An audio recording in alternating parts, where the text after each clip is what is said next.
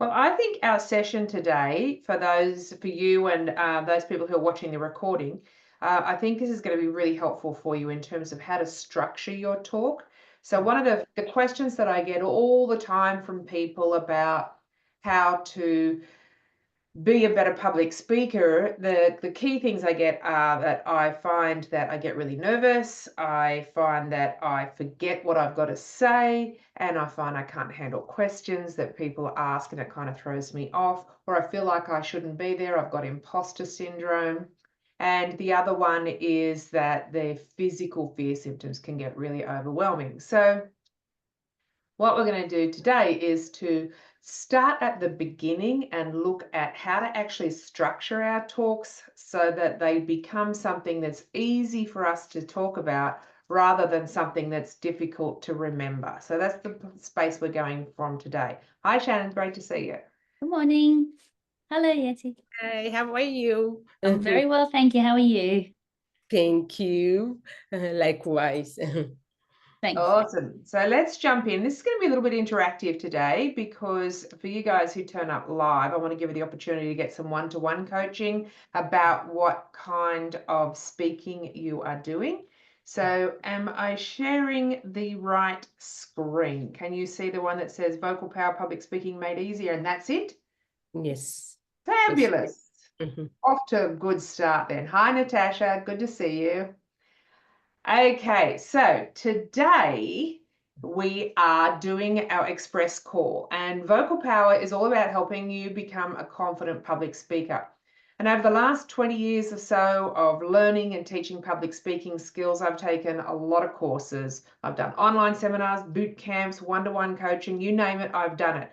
And the thing that I have found is that as a result, one of the basic concepts I've really got my head around is that too much information too fast can lead to drowning, not growth. So that's one of the reasons I started doing these weekly calls, because in my own experiences and that of students that I've taught over the last decade or so, the thing that's really obvious is that the easiest and the most effective way to become a better speaker is to have regular, ongoing skills that you learn, where you can learn something, apply it, practice it, and then move on to the next skill. So I like to think of it a little bit like growing a tree. When you plant a tree, it sends roots down deep into the soil. And if those roots are well nurtured, then your tree is going to grow up to stand tall and thrive.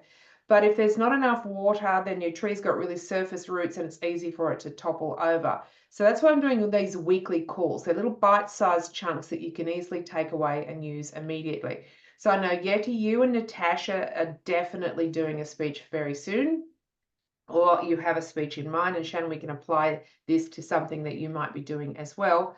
But the idea is that today what we'll be doing is going through and actually working on your speech and applying what we're going to cover today to your speech. So that's where we're going with this. Hi, Kimberly. Good to see you.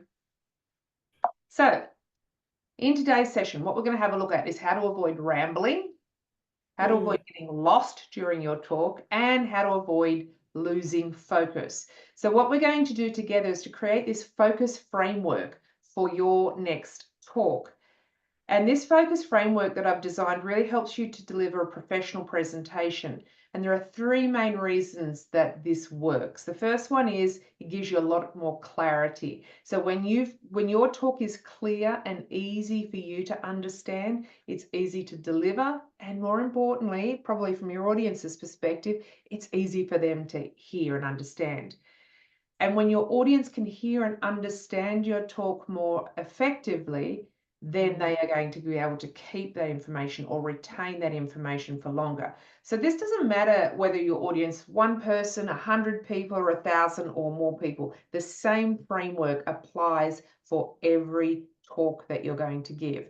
And the third reason this framework's super important is because it avoids overwhelm. And one of the biggest things that we find when we're writing a talk is that the whole exercise can get super overwhelming. So what we want to be doing is actually making the process as simple as possible. In fact, one of the most powerful things that you'll learn as part of this process is the role of the editing. And if you've ever written a book or you've ever heard of somebody who's written a book, the biggest job of writing a book is actually going back and taking all of the stuff out that is not necessary, the editing process. So this framework I'm going to cover with you ladies today ensures that you're going to be able to deliver a polished presentation, and that's going to boost your credibility as a speaker. So that's what we're doing. Let's jump right in. This focus framework that I have designed and used for many years, and it's got 10 easy to follow steps. We're not going to cover all 10 today because I'm reducing overwhelm. We're going to go through the first 2 or 3, and then over the next few weeks, we'll go through the others step by step to make sure that you've got a really good understanding of each one.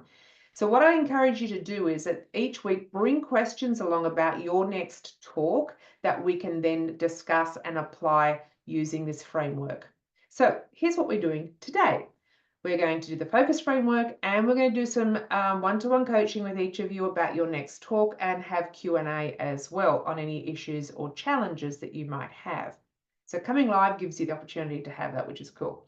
So there are 10 steps in this framework, and step 1, and this is the part which probably most people miss, and it's like they ignore this one altogether, and that is the outcome. Now, you need to establish what your outcome is right at the very beginning of your talk. And I like to think of the outcome as being like your GPS or your navigator. When you're going somewhere new and you're not sure how to get there, the GPS on your phone or the navigator in your car guides you to where you want to be. So you arrive at the destination that you want to go to. Now, without a GPS, if you're not familiar with where you're going, it's really easy to get lost. I like this analogy because I'm geographically challenged and I can't find my way anywhere, can't find the car. When I get there, I'm just basically a complete klutz when it comes to anything geographical. So I love this analogy. In public speaking, your outcome is your GPS. It's the destination or the address that you want to get to. So if you've got it really clear in your mind before you start actually preparing your talk, what your outcome is or what your destination is, then it's much easier for you to go from here to here because you know where you need to be and where you want to end up. Now, if you're unclear on what the outcome of your talk should be, your audience is going to be unclear too. So it's a really important step. Now, most people are going to be delivering one of 3 types of talks. They'll either be educational, inspirational, or persuasive or motivational. Now, to figure out which one you're doing for your next talk, you've got to ask yourself this question. What is it that I want my audience to do, think, or feel at the end of my talk? And that will give you an idea about what kind of talk you're doing. So, for example, if you're doing an educational talk like team training, staff meetings, webinars, that kind of thing, that would be an educational talk. At the outcome or at the end of that talk, you want people to be able to do something. So this is an educational talk, right? At the end of this, I want you to be able to apply the focus framework to your talk so that you can go ahead and have a talk that's easy to understand and you won't ramble through and get lost in. So my outcome is that you can do a talk and stay on track. It's an educational talk. Everyone right with that so far? Give me a thumbs up if that makes sense. So I'm going to ask you very soon what kind of talk your next talk is. So just see if you can figure out from these little definitions I've got. The next type of talk is an inspirational talk, and this is about feeling. And if you think about some really powerful inspirational speakers, you've got people like Tony Robbins, Steve Jobs, Simon Sinek, Oprah. All of these people are inspirational. And they inspire people to be like them or to aim for what they have achieved.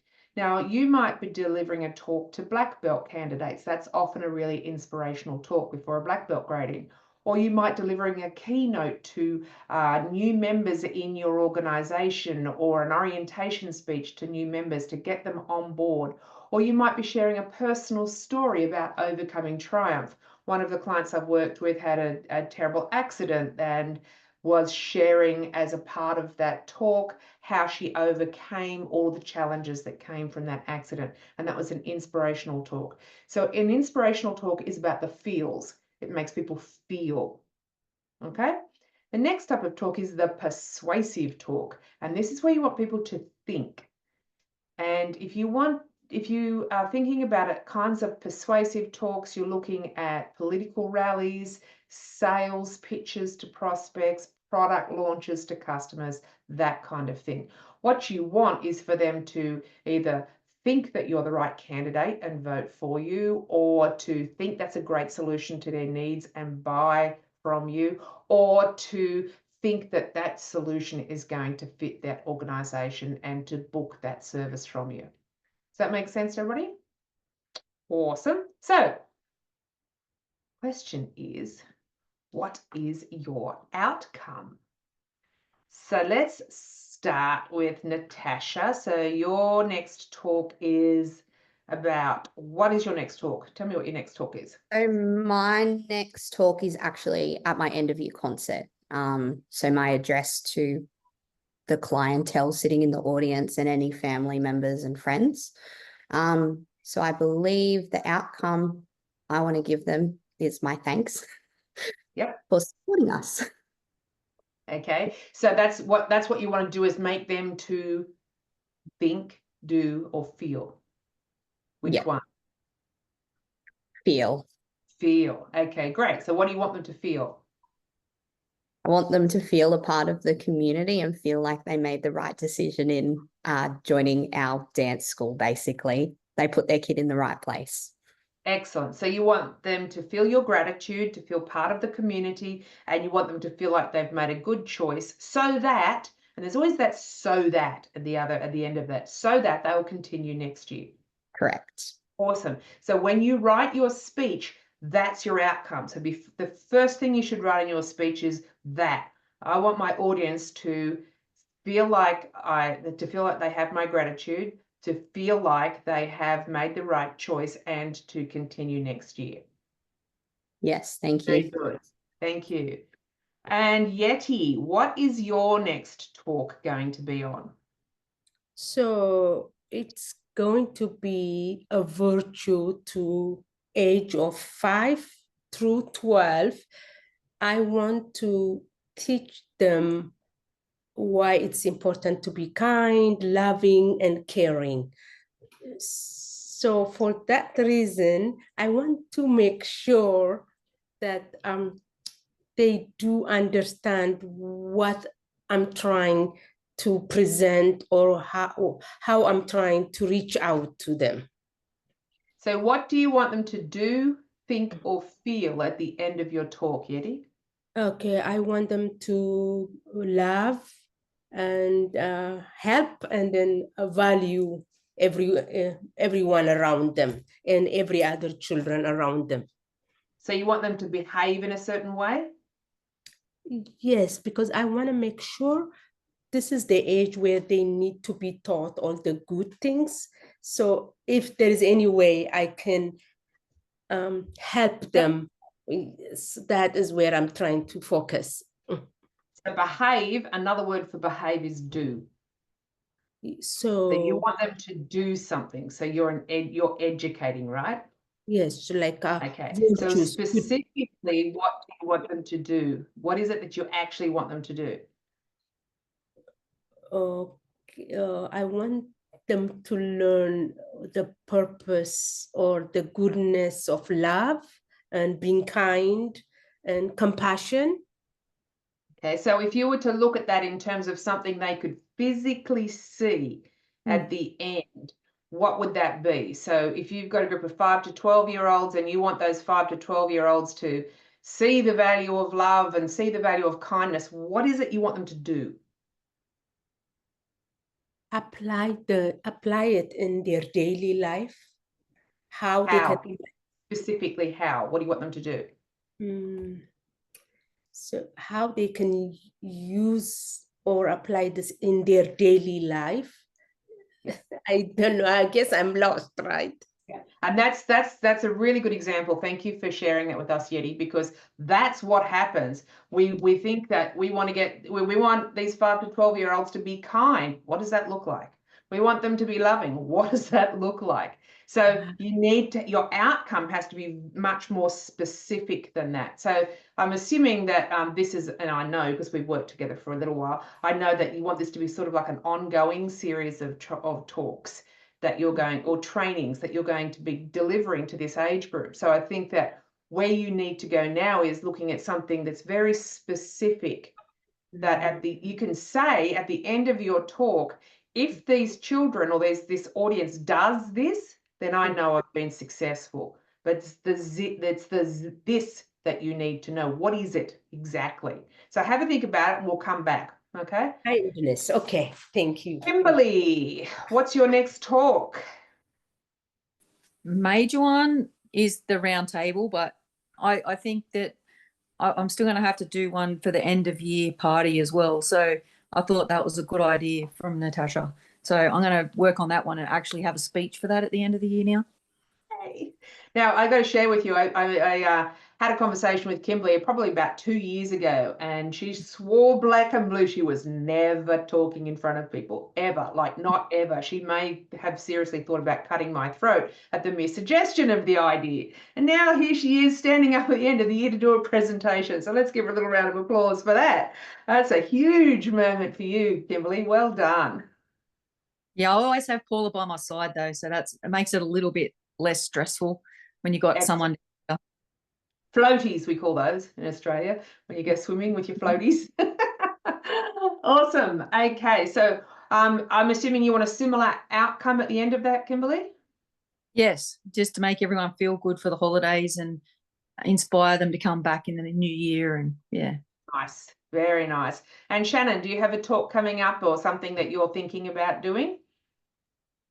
I don't. I'm more Kimberly 2 years ago, but I'm working towards being capable and confident enough to talk in front of people. So this is a learning experience for me. Awesome. We have that on film, so we'll be bringing that out. Thank you. Nicely. And for those people who are at home, hopefully you've seen how this exercise is really important, because if you don't know what you're trying to achieve, how do you know if you've got there?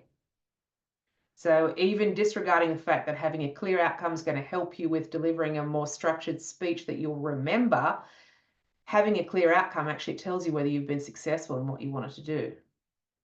Okay, so has that been helpful? Give me a thumbs up if that was helpful to understand what your outcome is. So everybody now, Yeti will have you don't have to get it straight away, but you have to think about, and I'll give you an example. You would potentially know that a child had understood your talk if they achieved a particular outcome, which might be to include other children in the playground who are feeling left out or isolated. Okay. So you could, you know, I would suggest you start thinking about what it is that's not happening so that you can flip that over, and that would be the outcome you're after. So a child who is unkind and feeling unloving, what are they doing? Because then you want to switch that round, and that would be the outcome you're after. Okay. Awesome. So let's jump back in. I'll share my screen again. I can see it okay. Yes. Fabulous. Okay. So that is our political, that would be our persuasive one there. And the big question I want you really to think about, because you need to know your destination, is what do you want your audience to think, do, or feel? And we've talked about what your next speech is. Once you've got very clear about what it is that you want your audience to actually do, think, or feel, and sometimes it'll be a combination, you know, in inspiring speeches, we want them to feel something, to think about something, and to do something, quite possibly. You know, with Natasha and Kimberly's end of year speeches, they want people to feel the gratitude. They want people to think that they're part of the team, and they want them to do, which is to come back next year and continue training after Christmas. So it's not always going to be just a single element, but for inspirational talks in particular, you probably want all three. Okay, that's step one. Good job, everybody. Now, once you've established the outcome that you want to achieve, step 2 is where you create your outline. Now, this is where you plan out what those key points are. And I like to think of your outline as similar to a map. It's the map of the key points that you want to make, or the stops that you want to make on the journey from when you start your talk until you end your talk. So I don't know if you know this or not, but with I do a lot of road trips, and with Google Maps, you can put in obviously your start point, you put in your end point, but there's also the opportunity now to put in stops along the way. And those stops might be bathroom rest stops, they might be meal breaks, that kind of thing, but you can actually plan out your trip. And that's a really handy tool so that you're not kind of like waiting to the last minute to go to the bathroom, then finding you 500 kilometers away from one. So it's a really handy way to actually plan your trip out to be successful. The same principle applies when you're planning out your talk. If you know where your key points are and where your key stops are, then it makes the process easier to be organized when you're doing your talk. So you can still see my screen? Yes, beautiful. Okay, so if you're doing an educational talk, you'll probably break it down, and this will be for you, Yeti. You'll probably break it down into an intro, main points, and then a summary. So it's a step-by-step process. If you're doing a motivational talk where you're talking about something that's happened in your life, you might start with a story. That my student Sally, who was doing hers, she was talking about how she had a lawnmower accident when she was a child, then the lessons that she learnt from that, and then the call to action was how to understand the importance of having challenges in your lives so that you can actually move forward, and how challenges are actually a way to progress rather than things that hold you back. So that might be, if you're giving a motivational talk, this could be the outline. You might tell a story, have a lesson attached to that story, and then a call to action. If you're doing a persuasive or an inspirational kind of talk, you might state the problem, then the solution, and then the action. So a persuasive talk might be trying to get people to give to charity fundraisers, for example. Okay, so has everybody got an idea of the format they can use for their outline there?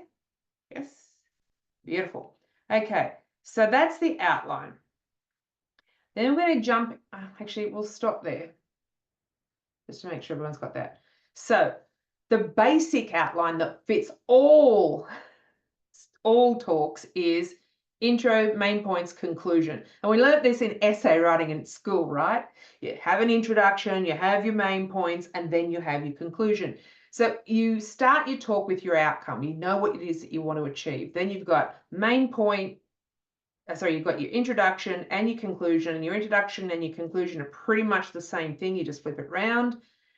And then the 3 or more points in the middle are the parts that you then need to flesh out. So you start, you deliver your key points, you finish. That's the basic structure. And each one of those have got a link back to your outcome, what it is that you want them to achieve. Now you can change around the structure so that your main points are a problem, a solution, or a story and a lesson. The basic starting point, if you're not confident, just start with the introduction, main points, and conclusion. Okie dokie. Awesome. So if you're a bit more advanced, you can go down the other pathway like this one here. Okay, so those are the first 2 things to do. Now, once you've got your main point, once you've got your introduction, your main points, and your conclusion, this is where people often get bogged down, and they get bogged down by providing too much information. So this is where the rule of 3 is super important. Limit your talk to 3 main points, and that will keep it clear and easy to remember. Now, there's a really nice analogy I like to use here, which is like keys on a key ring. Has anybody got a keychain that they've got a whole bunch of keys on? Just me? I try to go to the front door to open my door and I'm like, oh, it's not that one, it's not that one, it's not that one. And, you know, can't even hold them, the keys are so big. Now, if I only had 3 keys to the front door, then I could get in really easily. It's the same principle. Think of your talk as a keychain with 3 easy keys on it. It's easy to carry and it's easy to find the one you're after. Now, as soon as you add in more than 3, people's brains start to kind of lose focus and they lose the ability to retain information. So we can remember things in 3s. That's why we have A, B, C. 1, 2, 3. That's how we start to learn things in chunks of 3, right? So once you go past 3, people's brains struggle to retain that information.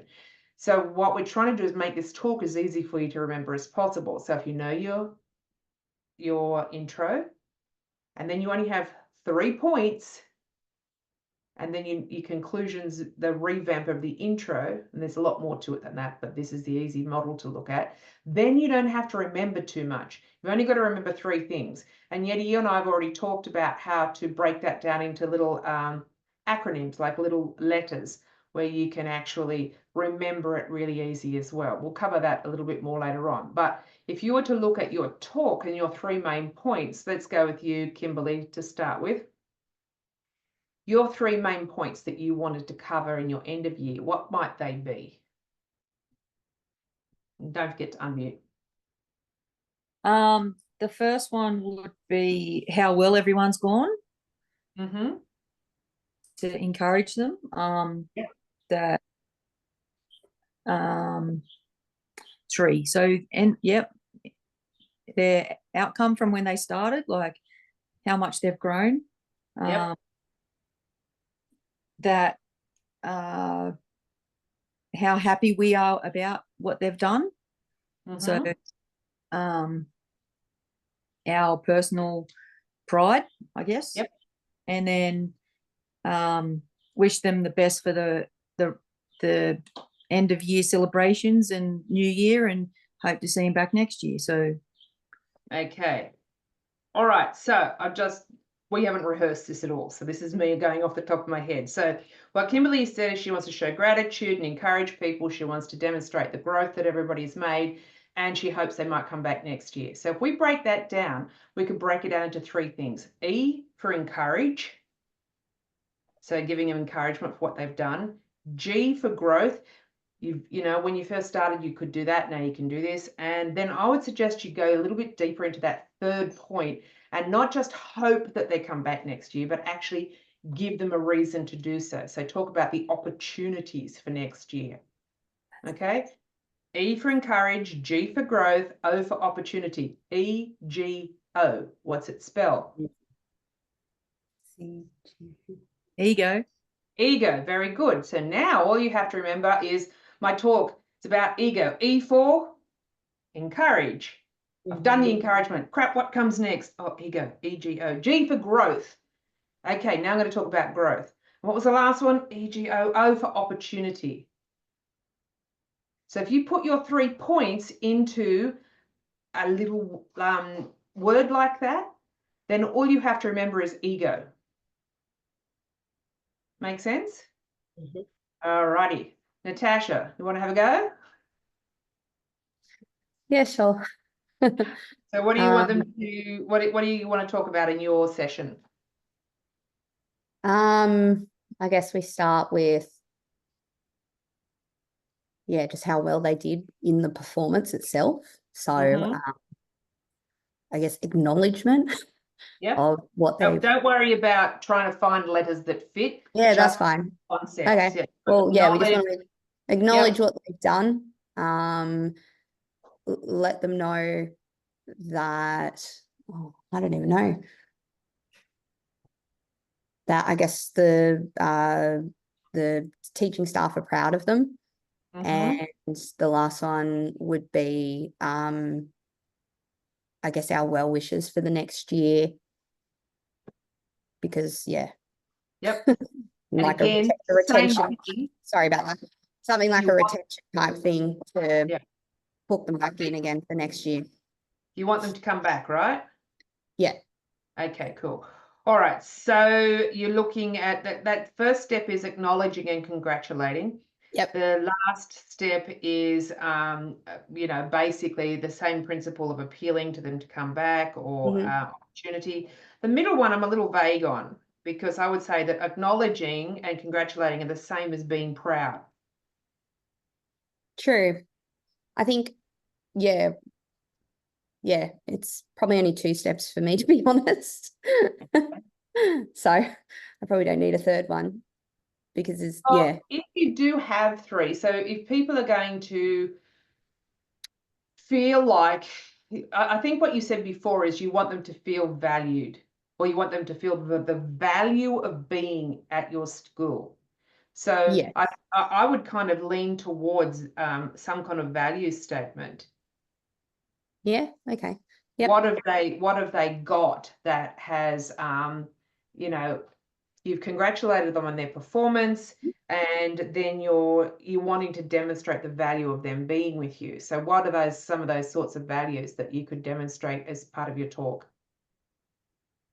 I guess that just, goes back to our studio values, to be honest. Mhm. We kind of talk about, the enjoyment, the inclusivity, the friendships they've created. So we could just Nice. literally draw that back into studio values right So there. that's benefits of training, right? Yes, exactly. Okay, beautiful. So you could have acknowledge, value, and opportunities going forward. And you've Yep, okay. beautiful. Thanks. Excellent. Fantastic. Okay, so let's jump back in and we will go through the rule of 3 here. So if you're doing an educational talk, your rule of 3 might be eat balanced meals, exercise regularly, get enough sleep. And we've just done this with 2 live examples as well, but these are some others for those people who are in different industries that are not member-based. If you're doing a productivity talk in a workplace, you might talk about the importance of prioritizing actions, how to avoid distractions, and taking regular breaks. And in that case, it might be PAT, prioritize, avoid, take regular breaks, or PAB, PAB, prioritize, avoid breaks. Okay, can you see how I'm doing that? Don't fit the framework around the content.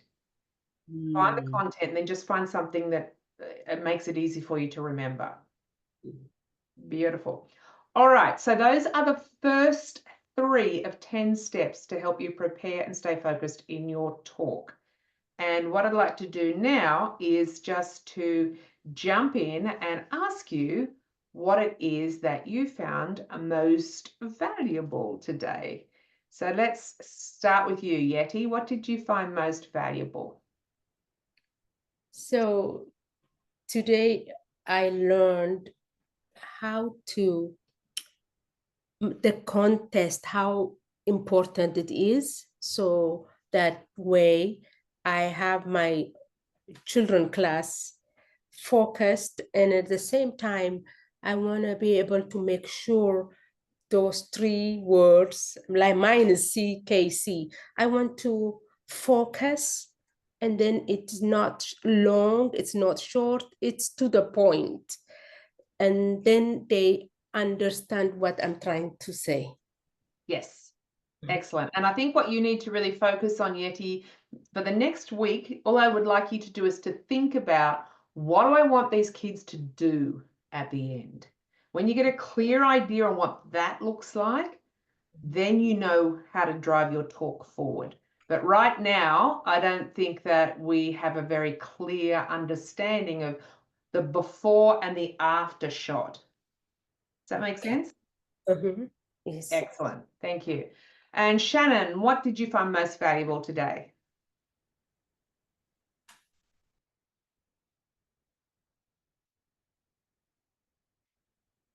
Shannon's madly looking for the mute button. I apologize. The acronyms, actually, I thought that was very clever. The breaking down, getting an outline, and the reminder to be concise. I waffle. I own that. So I'm just trying to take it all in, Danny. It's a lot of wonderful information that I may get to use in the future, hopefully. think we can count on that. Thank you. Thank And you. Kimberly, what did you find most valuable for your speaking today? I think these tips are really good, that I could use them every day, like in my classes and stuff. So, but one thing I do like is there's never a nice ego until you have it, that it actually has encouragement, gratitude, and opportunity in an ego. That was good for me today. I like that. Amazing. Thank you. That's really cool. And Natasha, what did you find most valuable today? For me, it was just remembering to start with the outcome, like what I want them to take away from this.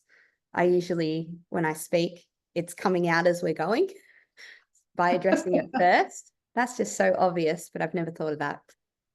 Excellent. And as I said to you at the beginning, you're not alone, because that's the one, step one is the one most people miss. They go straight into the talk, and it's basically like getting in your car and driving. And then after a little while you go, where am I going? And that's when the waffle happens. That's when the ramble happens. And that's when all the words start pouring out of your mouth, or you just stop talking because you can't think of anything to say because you don't know where you're going. So that's a really good highlight of that point. Thank you. So one of the things that I want you guys to think about over the next week before we come back for the next session is, what is it that I make sure you've got your outline, make sure you've got your 3 main points, and then sort of make sure that if you've listed out with your 3 main points, you might list out 5 things that you think you want to talk about, and you will go through how to do this next time, but you want to just really have a clear idea on what those points are. So when you said you only had 2, Natasha, it's kind of like you really need the 3rd one, and where the 3rd one is for you and anyone who's in a membership-based business, you're telling them what has happened and why it's important, but it's really important to tell them what's going to happen next time. You've got to have that hook for them to come back next year. So a membership-based business that, in Australia, we close down over the summer period, over Christmas, you've got to have a motivation for them. You've got to be seed planting at that end of year event about what's marvelous for next year. And movies do this really well, TV shows in particular. You ever watched a TV show that has, a certain number of episodes in a series, and then at the end of that series, there's this thing called a cliffhanger. And the purpose of the cliffhanger, as opposed to a cliffhammer, which is quite different, a cliffhanger is to get you back next time, okay? So if you're a Bridgerton fan, for example, people in Bridgerton who are kind of keen on the Bridgerton series, it's 2 years before they've even starting production of the next series. And the series Wednesday, it's been probably 2 years since that came out too. But the hype that will happen and the number of people that will watch those 2 particular series when they start again are in large part due to the cliffhanger. So you want to give your people a cliffhanger or a reason to come back next year, something that's going to excite them and inspire them and motivate them to be the first people back to class. Okay, and that's the do element. Amazing. So anyone have any questions before we finish up today? Beautiful. All right. Well, I will see you lovely people, and hopefully those people watching the recording at home, same time next week, and we'll go through the next few steps in the focus framework to help you avoid rambling, stay on track, and remember your talk when you're speaking in public next time. Take care, everyone, wherever you are in the world. Bye for now. Everybody, you. bye-bye. Have a lovely day. Bye.